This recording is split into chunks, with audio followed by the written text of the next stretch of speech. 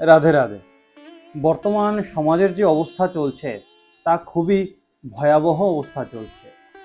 বর্তমানে যদি আমরা নিজেরা সনাতনীরা যদি পরিবর্তন না হই, এই সমাজকে রক্ষা করা খুবই দুষ্কর হয়ে দাঁড়াবে।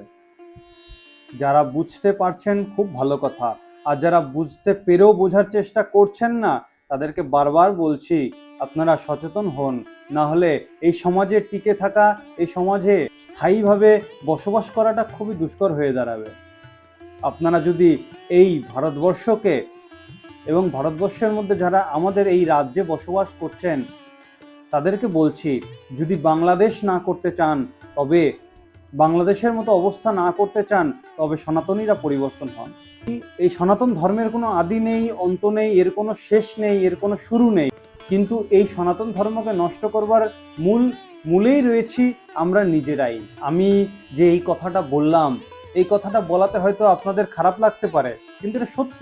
দেখেন না, কোনো মঠ মন্দিরে যদি একটু অনুষ্ঠান হয়, হরিনাম কীর্তন সংকীর্তন হয়, পাঠ আদি ইত্যাদি হয়ে থাকে, তখন সেই মঠ মন্দিরের আশেপাশের প্রতিবেশীরা এসে অবজেকশন জানায় যে মাইকের আওয়াজ কম করুন, এই মাইকের আওয়াজ আমাদের কানে খুব লাগছে। তো যাই হোক, এই হচ্ছে সমাজের অবস্থা। আমরা সনাতনীরাই এই সনাতন ধর্মকে নষ্ট করবার জন্য উঠে পড়ে লেগে রয়েছি, যেটা সত্য কথা।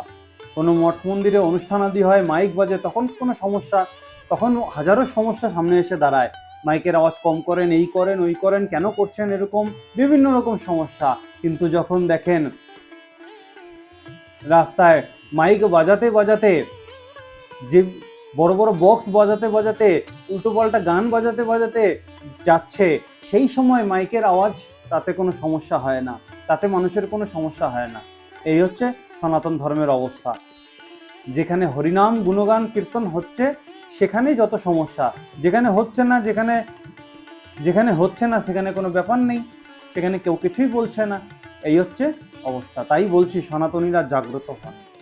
জাগ্রত না হলে এই সমাজ টিকবে না, এই সমাজ চলবে না। রাধে রাধে।